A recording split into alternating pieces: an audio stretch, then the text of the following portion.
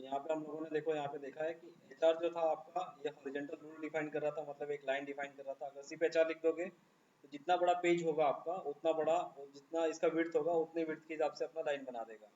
ठीक है, लेकिन अगर आप चाहते हो कि आपके हिसाब से बने तो यहाँ पे आपको डिफाइन करना पड़ेगा इसका एट्रीब्यूट्स। और ये एट्रीब्यूट्स क्या होंगे, जैसे मैंने यहाँ एट्रीब्यूट्स लिखा है विड्थ इक्वल टू 500, तो क्या करेगा 500 पॉइंट मतलब 500 पिक्सल का क्या करेगा, ये एक लाइन बनाएगा। ठीक है, जबकि आपको लाइन की अगर मोटाई बढ़ानी है तो आपको क्या करना पड़ेगा, इसमें साइज देना पड़ेगा।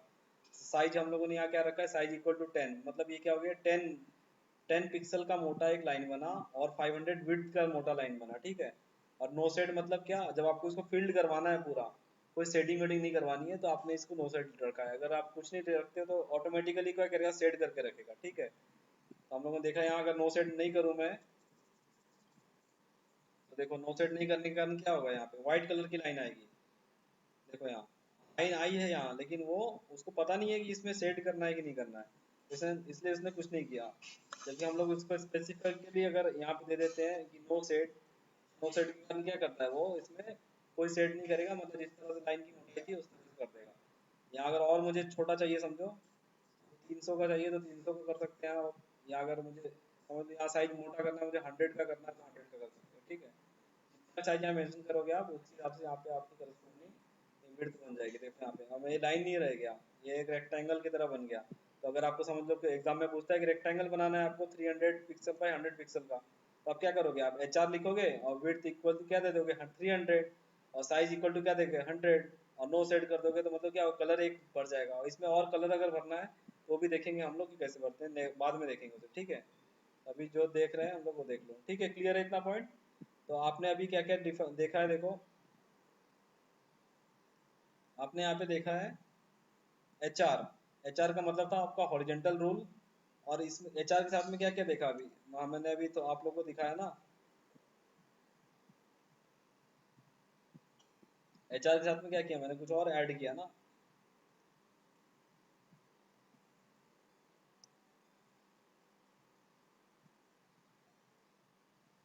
एच आर के साथ में क्या किया मैंने, और कुछ ऐड किया है यहाँ पे। यहाँ ऐड किया मैंने विड्थ, विड्थ इक्वल टू 200, 200। ठीक है, स्पेस फिर आपको एक स्पेस छोड़ना है यहाँ पे, और फिर डिफाइन करना है यहाँ पे साइज इक्वल टू समझो 50। ठीक है, स्पेस, और यहाँ लिख रहे हो आप नो सेट। तो इस सब का ये सब जो भी आपने एक्स्ट्रा ये चीजें ब्लू कलर से जो डाली है यहाँ पे, these are called as tag attributes. ठीक है, तो मैं इसको ब्लू कलर वालों को अलग कर लेता हूँ पहले तो।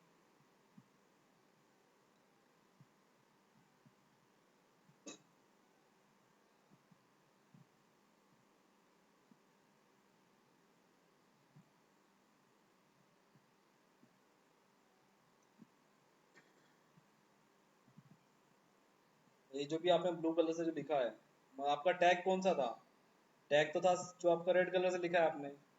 तो रेड वाला क्या था आपका, रेड वाला था आपका एक्चुअल टैग।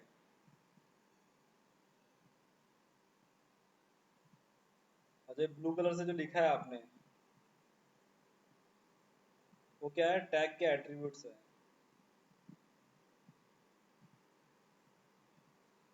ठीक है, तो टैग एट्रीब्यूट्स क्या होता है, किसी भी टैग के साथ में जो आप एक्स्ट्रा इन्फॉर्मेशन देते हो स्पेसिफिकली, उसे क्या कहते हैं, आप टैग एट्रीब्यूट्स कहते हैं। तो देखो जो भी आपका टैग का बिहेवियर चेंज करने के लिए, टैग का बिहेवियर मतलब आपका हॉरिजॉन्टल रूल एक टैग था, ये टैग था ना आपका हॉरिजॉन्टल रूल, लेकिन इसका बिहेवियर चेंज करना है मुझे। समझो इसको मुझे पूरे पूरे पेज में नहीं, जो पूरा एचआर जो था मेरा पूरे पेज में था, मुझे इसको सिर्फ लिमिट करना है मुझे 200 तक। ठीक है, ये जो मेरा विड्थ था ये 200 पिक्सल तक था, तो ये मुझे 200 तक विड्थ को मतलब फिक्स करना है मुझे। तो क्या करूंगा मैं, एचआर के साथ में एट्रीब्यूट दूंगा। एट्रीब्यूट क्या करेगा, बताओ क्या करेगा, इसके बिहेवियर को, इसके हॉरिजॉन्टल रूल के बिहेवियर को चेंज कर देगा। मतलब इसका हॉरिजॉन्टल रूल का बिहेवियर क्या था, पहले फुल पेज का था, यहाँ पे क्या था, फुल पेज का था ना। फुल पेज को चेंज करके क्या कर दिया, 200 पिक्सल का कर दिया। इसका साइज क्या था, पहले एक वन पिक्सल का साइज था इसका, बहुत पतला है ना ये। अब इसको क्या करना है, हमको मोटा करना है थोड़ा सा, तो ये मोटा करने के लिए क्या किया आपने, 50 पिक्सल का मोटाई दे दी इससे। ठीक है, 50 पिक्सल का मोटाई के कारण क्या हो गया, ये एक रेक्टेंगल बन गया।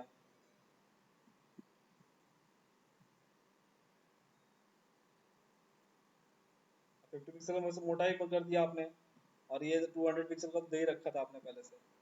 ठीक है, ये हो गया आपका 50 पिक्सल का। और ये, और इसमें कलर नहीं भर रहा था वो ऑटोमेटिकली, तो आपने जब नो सेट लिखा तो नो सेट के कारण क्या हो गया, इसमें कोई सेटिंग नहीं। कोई सेटिंग नहीं का मतलब क्या, जिस हिसाब से इसका आउटर लाइन है उस हिसाब से इसका इनर में भी भर दो। क्या किया इसने, इसने ब्लू कलर से पूरा ऐसे भर दिया, मतलब जो भी लाइन था आपका, जिस तरीके का लाइन था उसी तरीके का आपने इस यहाँ पे कलर भी कर दिया। ठीक है, तो ये टैग, ये हो गया एचआर, मतलब आपका टैग हो गया, और ये क्या हो गया आपका करस्पॉन्डिंग एट्रीब्यूट्स हो गए। तो किसी भी टैग को अगर आपको अपने हिसाब से चलाना है तो आपको क्या करना पड़ेगा, उसके लिए एट्रीब्यूट्स देने पड़ेंगे। तो एट्रीब्यूट्स एक्चुअली करता क्या है, तो एट्रीब्यूट्स क्या करता है देखो, वो टैग के बिहेवियर को चेंज कर देता है। ये जो आपका HR, it changes the tag behaviour.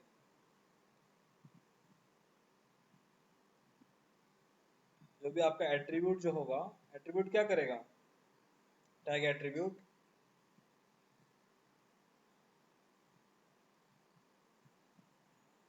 जो भी आपका टैग एट्रीब्यूट था वो क्या करेगा, it changes the tag behaviour, tag के बिहेवियर को।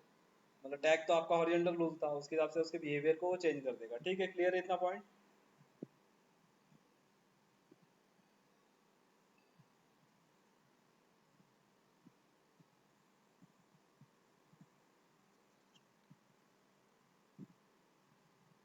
इसके अलावा देखते हैं हम लोग और कुछ। एक और मैंने टैग दिखाया था आपको जो कि पी टैग था, जिसको हम लोग पैराग्राफ टैग बोलते हैं। ठीक है,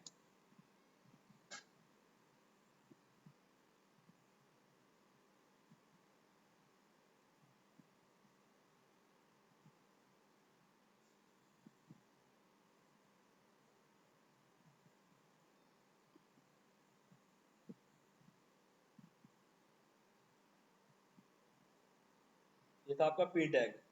पी टैग मतलब क्या हो गया, पैराग्राफ टैग है ये तो।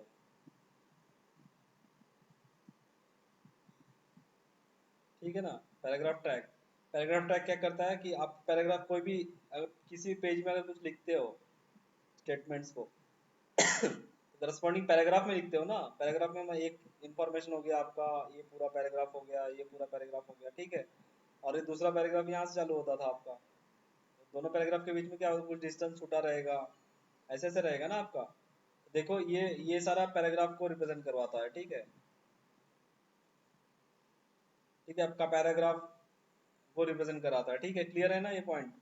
तो इसमें भी क्या होता है, हम लोग पैराग्राफ डिफाइन कर सकते हैं। तो यहाँ देखो हम लोग पैराग्राफ डिफाइन करते हैं। आप ये हटा देता हूँ, एचआर हॉरिजॉन्टल रूल वगैरह समझ गए होंगे आप।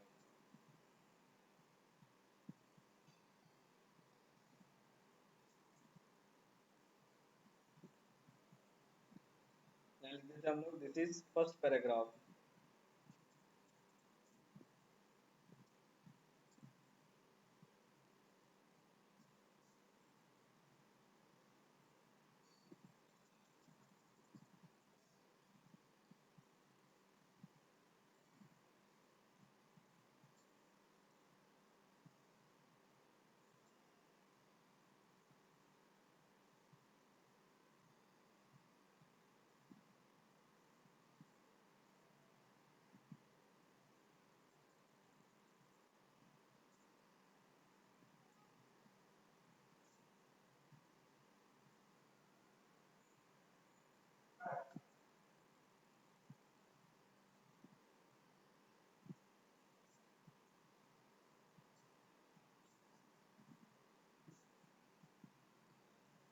देखो यहाँ पे मैंने क्या किया है, एक, देखो दो पैराग्राफ बनाए, एक नंबर दो नंबर, लेकिन मैं अगर इसको सिर्फ पी टैग के अंदर नहीं लिखता हूँ तो देखो क्या दिक्कत देगा ये मुझे। देखो यहाँ पे इसको रन करना फिर से, तो देखो यहाँ पे HTML पैराग्राफ ये दिखाया मुझे, HTML पैराग्राफ। उसका देखो यहाँ पे फर्स्ट लाइन मुझे उसी लाइन में दिखा दिया, जबकि मैंने दूसरे लाइन में लिखा था। मैं ऐसा दिखाना चाहता था ना लोगों को, लेकिन उसने क्या किया, उसी लाइन में दिखा दिया। अब मैं तीसरा पैराग्राफ और कुछ लिखता हूँ यहाँ पे, तो वो भी क्या करेगा, उसके आगे ऐड करते जाएगा। ठीक है, वो मुझे नेक्स्ट लाइन पे नहीं लेके जाएगा कभी भी। एंटर एंटर करके मैं लिख रहा हूँ, लेकिन वो मुझे नेक्स्ट लाइन पे नहीं लेके जाएगा।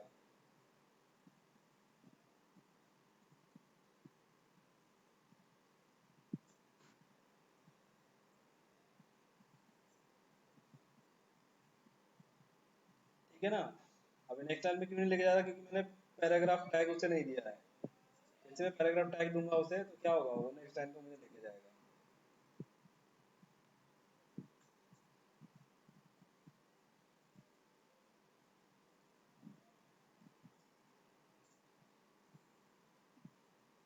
तो चार लिखे मैंने पैराग्राफ, आप देखो देखो नेक्स्ट लाइन पे कब लेके गया, जब यहाँ पे लाइन खत्म होगी तब लेके गया मुझे।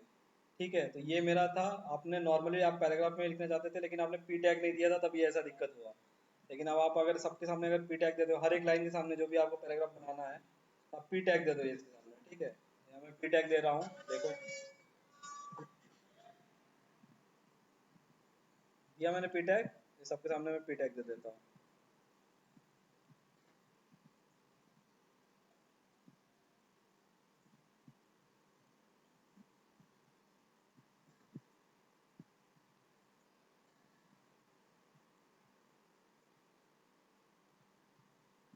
पी टैग के कारण क्या होगा बताओ, जो भी मेरा पैराग्राफ में ऐसा जैसा दिखाना चाहता था वैसा ही दिखेगा। वो अपने हिसाब से नहीं ले लेगा कि मतलब ऐसे। ठीक है ना। देखो देखते हैं हम लोग कैसे दिखा देगा।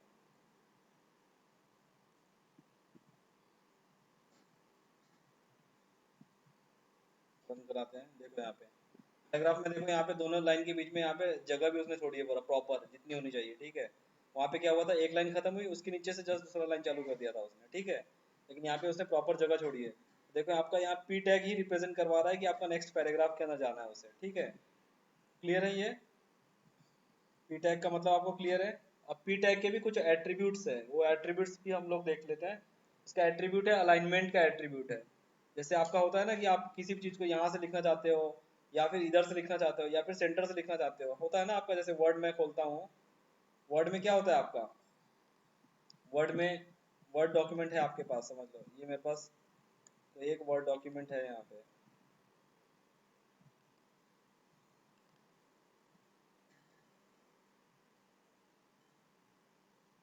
ठीक है, वर्ड में लिख रहा हूँ, समझो माय नेम इज,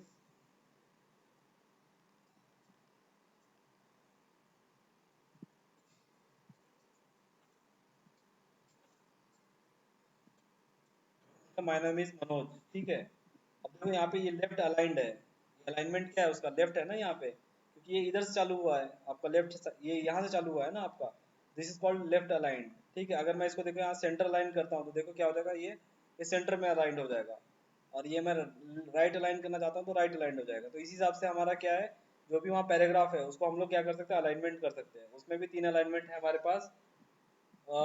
तीन अलाइनमेंट है आपका। एक है लेफ्ट अलाइनमेंट आपके पास जो इस तरह से दिखाई देगा, राइट, और ये सेंट्रल अलाइनमेंट है आपके पास, और एक है ये आपका राइट अलाइनमेंट। ठीक है, तो हम लोग देखते हैं तीनों का यूज करके किस तरीके का यूज होता है उसका। देखो यहाँ पे फिर से मैंने डॉक्यूमेंट अपना खोल लिया है, साथ में अपना एक वेब पेज खोल लिया है जो इसको मैं कोड कर रहा हूँ। ठीक है, अब पी के आगे क्या है, आपको एक्स्ट्रा एट्रीब्यूट देना पड़ेगा।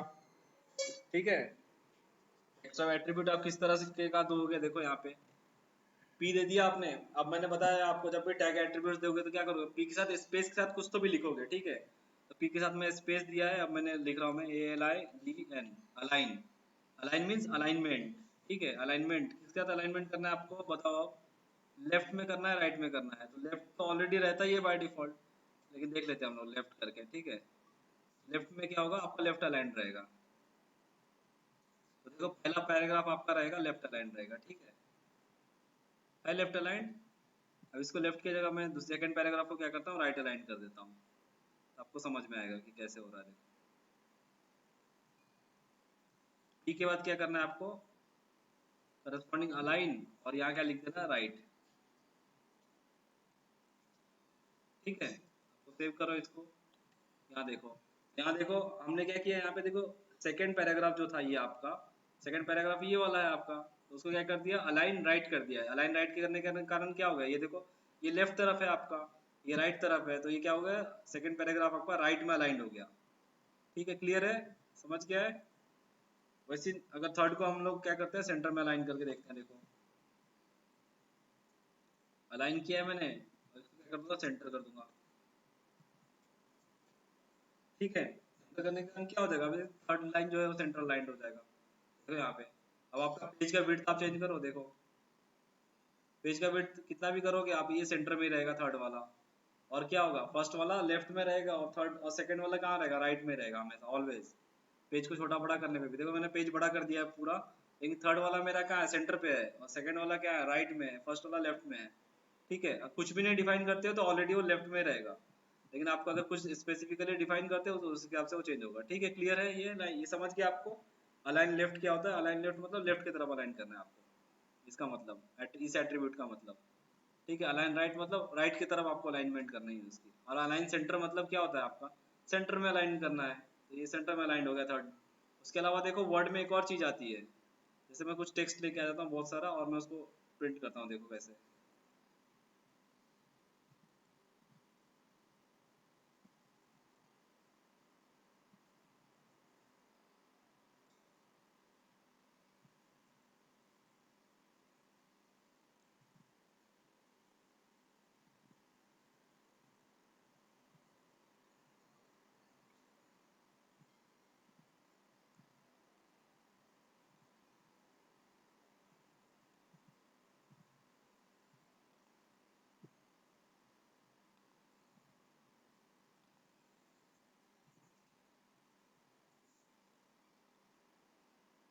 समझे, मैंने टेक्स्ट लाके ऐसा प्रिंट कर दिया, ठीक है। कुछ तो भी यहाँ लिखा है, क्या लिखा है उससे मतलब नहीं है, ठीक है, समझ लो बस कुछ तो भी लिखा है।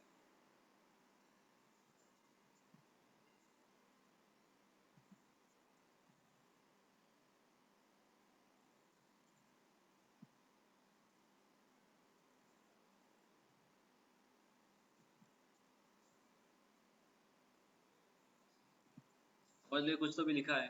अब लिखने के कारण क्या हुआ, देखो यहाँ पे ये जो शुरुआत तो देखो सब सेम सेम जगह से हुआ है, यहाँ से ना सबका शुरुआत। लेकिन एंड में देखो, यहाँ पे एंड में क्या हुआ है, ये यहाँ पे खत्म हो रहा है, कोई यहाँ पे खत्म हो जा रहा है, कोई यहाँ पे खत्म हो रहा है।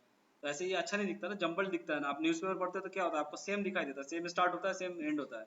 ये हमारे पास ऑप्शन होता है एक जस्टिफाई, ये जस्टिफाई, ठीक है। जैसे आप जस्टिफाई देते हो, तो अगर आपका एलिमेंट अगर सेम बहुत सारा कुछ है यहाँ पे, समझ लो कुछ यहाँ पे ऐसे ऐसे मैं और बढ़ा देता हूँ कुछ तो।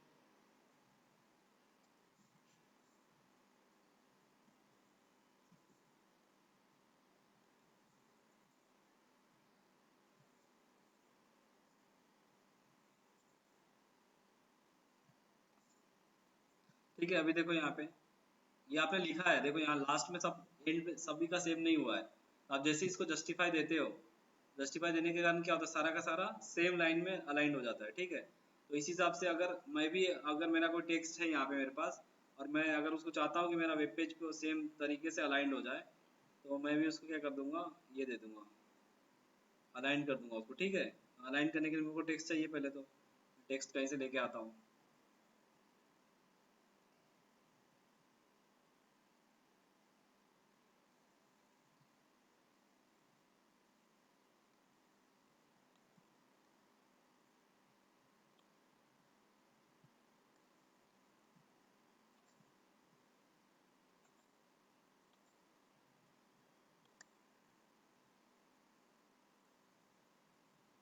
देखो ये मैंने वेब पेज में चेंजेस किए कुछ, और आपको किस तरीके का दिखता है देखो।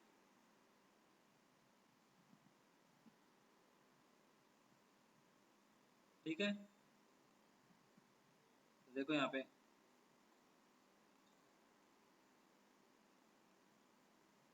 देखो यहाँ पे, ठीक है। आपने जब इसको ये वेब पेज बनाया था, तो इसमें देखो यहाँ पे जो लिखा है, जो फोर्थ, मैंने फोर्थ नंबर पे क्या लिखा, बहुत सारा कुछ लिख दिया। इस फोर्थ पैराग्राफ टू सीक ऐसे कैसे करके कुछ मैंने बहुत सारा लिख दिया है। लेकिन इस लिखने के कारण क्या हुआ, यहाँ पे देखो, यहाँ पे कोई लाइन छोटा हो, कोई लाइन पहले खत्म हो गया, कोई लाइन बाद में खत्म हुआ, ऐसे हुआ ना। ठीक है, तो इसको अगर हम लोग चाहते हैं कि मतलब अगर लास्ट में सबका सेम हो जाए, जैसे उसमें हमने देखा वर्ड फाइल में, उसके लिए क्या करना पड़ेगा, हमको जस्टिफाई देना पड़ेगा। तो इसमें भी एक टैग है, टैग का एट्रीब्यूट है जो कि जस्टिफाई है। ठीक है, तो हम जस्टिफाई को देके देखते हैं, देखो, देखो यहाँ पे। ठीक है, ये ऐसा ऐसा देखो सब जंबल दिख रहा है ना, ये लाइन यहाँ खत्म हो गया, ये लाइन यहाँ खत्म हो गया, अच्छा नहीं दिख रहा ना आपका। स्टार्टिंग सबका सेम है लेकिन एंडिंग सबका अलग है, तो इसको जब भी आप ऐसा, अभी आप आपके कोड में अगर ऐसा कभी भी होता है तो आपको क्या करना है, इसको अलाइन दे देना है, ALIGN देना है, और साथ में क्या करना है, इक्वल टू करके आपको जस्टिफाई लिख देना ब्रैकेट के अंदर, कोलन के अंदर, ठीक है। जस्टिफाई से क्या हो जाएगा, वो सभी सेम, उसका एंडिंग क्या हो जाएगा, सभी का सेम हो जाएगा। देखो यहाँ पे हो गया, ये अच्छा दिख रहा है आप देखने में, देखो इन्फॉर्मेशन वही है मेरे पास, इन्फॉर्मेशन में कोई चेंजेस नहीं हुआ है, लेकिन सबका अब एंड सेम हो गया है। अब इसको कितना भी छोटा बड़ा करो आप लोग, ठीक है, ये सबका उसका वो एंड हमेशा उसका सेम रहेगा। और जस्टिफाई नहीं देते तो क्या होता है, देखो जस्टिफाई फिर से मैं बंद कर दे रहा हूँ, अभी जस्टिफाई को यहाँ से हटा दे रहा हूँ, ठीक है। जैसे जस्टिफाई हटाऊंगा मैं, फिर से क्या हो जाएगा, वो अलग दिखाई, गंदा दिखाई देगा फिर से। देखो यहाँ गंदा दिखाई दे रहा है ना, अब कितना छोटा बड़ा करो ये गंदा ही दिखाई देगा हमेशा। देखो है, गंदा ही दिखाई दे रहा है ना। क्लियर हो रहा है आप लोगों को?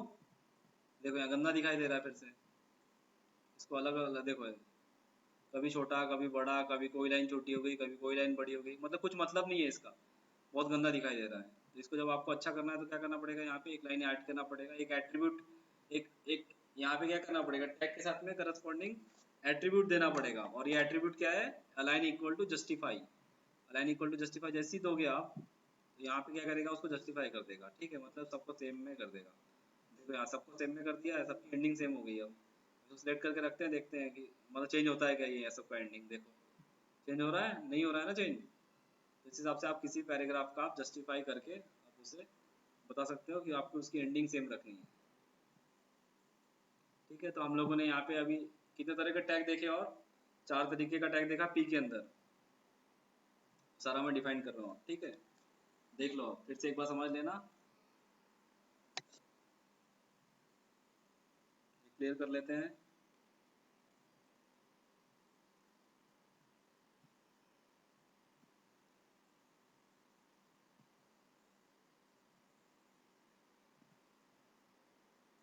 सारे पैराग्राफ टैग के अंदर ही था, उसके करस्पॉन्डिंग एट्रीब्यूट्स थे, ठीक है। एट्रीब्यूट स्पेस के साथ दिए जाते हैं पी के साथ, ठीक है। तो मैं यहाँ पे एट्रीब्यूट्स उसके दे देते हैं हम लोग,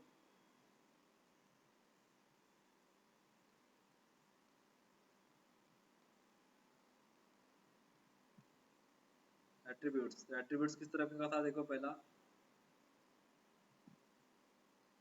लेफ्ट अलाइन, मतलब लेफ्ट अलाइन के लिए क्या करना था आपको, पी लिखना था, और ये क्लोजिंग नहीं देना था ना, जो गलती हो जाती है बहुत बार।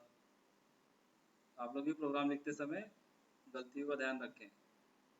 पी दिया मैंने, फिर क्या करना आपको, एक स्पेस देना है, और क्या लिखना है यहाँ पे, ALIGN इक्वल टू, और एक लेफ्ट अलाइन करना है आपको, तो क्या करना है यहाँ पे देना है आपको left,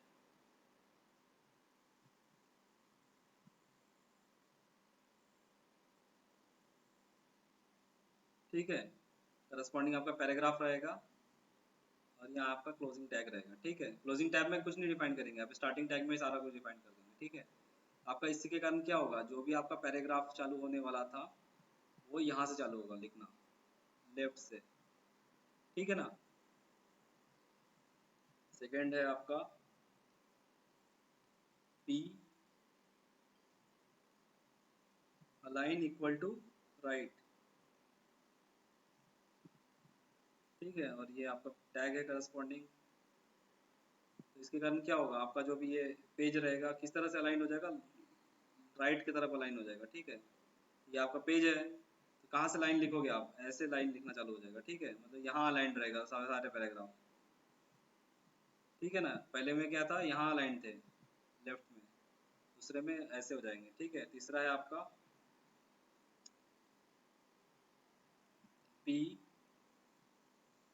align equal to centre,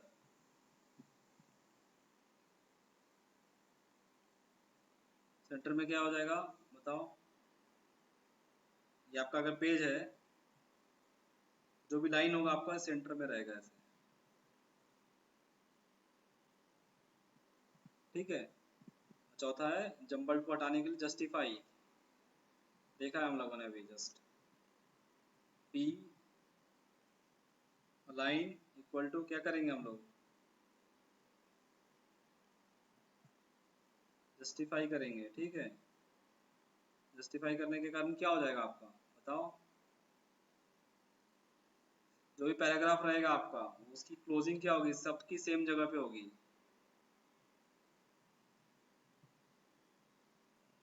ये पैराग्राफ चल रहा है आपका, सारी की क्लोजिंग आपकी ऐसी होगी। ठीक है, क्लियर हो गया ये पॉइंट सारा का सारा आपको।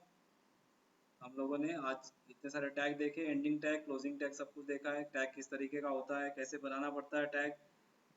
किसी भी प्रोग्राम में HTML टैग जरूर होगा, वो बताएगा प्रोग्राम को कि HTML है। ठीक है, क्लियर है ये सारा पॉइंट। तो आज हम लोगों ने बहुत इंपॉर्टेंट पॉइंट देखे थे। क्या क्या देखे थे एक बार मैं रिवाइज कर देता हूँ, फिर आपका नेक्स्ट में याद रहेगा आपको। ठीक है, हम लोगों ने देखा था टैग्स के बारे में, देखा था पहले तो एंड स्टार्ट टैग देखा था, फिर देखा था एंड टैग कैसे होते बनाते हैं हम लोग। ठीक है, फिर देखा था उसके एट्रीब्यूट्स कैसे कैसे होते हैं। ठीक है, तो उसके बाद क्या देखा है बताओ। बहुत तरह के टैग देखे हम लोग ने। HTML क्यों यूज करते हैं, इसका करस्पॉन्डिंग स्टार्टिंग है तो इसका क्लोजिंग भी होगा, कैसा होगा HTML। ठीक है, ये ऐसा होगा। ठीक है, HTML क्यों यूज करते हैं, जब भी HTML कोड लिखना है आपको ब्राउजर को बताना पड़ेगा HTML लिखना है तो आपको HTML ऐसा लिखना पड़ेगा। ठीक है, उसके बाद हेड देखा था हम लोगों ने। हेड में क्या होता है, हेडर इंफॉर्मेशन होती है।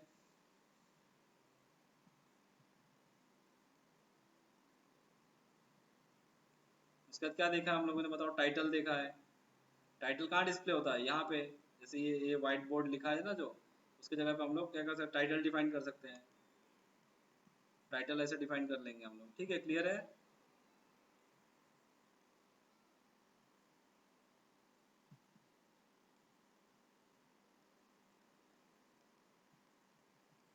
ठीक है, टाइटल डिफाइन कर लिया हम लोगों ने। टाइटल के बाद क्या किया था बताओ, बॉडी किया था। बॉडी के अंदर भी क्या किया है, बहुत सारा कुछ डिफाइन किया हमने। क्या क्या डिफाइन किया बताओ। एक तो हॉरिजेंटल रूल डिफाइन किया है, फिर हॉरिजेंटल रूल के एट्रीब्यूट्स वाले डिफाइन किया है 4। उसके अगर लाइन का विड्थ कम ज़्यादा करना है तो width equal to something. Size change करना है तो क्या करना है, साइज इक्वल टू समथिंग, ऐसा करके किया था ना।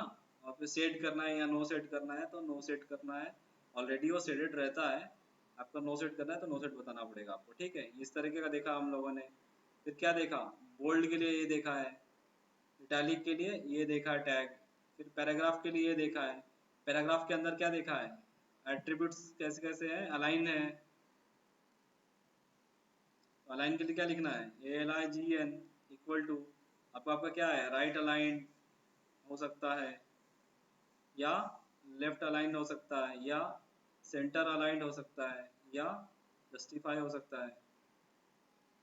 इतने तरीके की चीज़ आज हम लोगों ने देखी, आप लोग ध्यान में रखिए इसको, क्योंकि आगे चल के हम लोग प्रोग्राम्स में इसको यूज़ करेंगे। ठीक है, सारा कुछ क्लियर हो गया आप लोगों का। तो आगे आने वाले लेक्चर्स में हम लोग क्या करेंगे, आगे भी पढ़ेंगे और ये देखेंगे कि हम लोग किसी इमेज को कैसे लोड करें। ठीक है, किसी लिंक को कैसे यहाँ से एक लिंक से दूसरे लिंक पे कैसे जाना है, एक वेबसाइट से दूसरे वेबसाइट पे कैसे जाना है, या फिर उसी के अंदर में कैसे जाना है, ये सारा कुछ हम लोग यहाँ से देखेंगे नेक्स्ट लेक्चर्स में। ठीक है, चलिए फिर बाय बाय। वीडियो अच्छी लगी है तो आप लोग इसको शेयर करो अपने फ्रेंड के साथ, जो भी जिन्होंने ये कोर्स ले रखा है अपने 11th-12th में, उनके साथ आप लोग शेयर करो, जिससे उनको भी इन्फॉर्मेशन मिलेगी, फ्री ऑफ कॉस्ट है।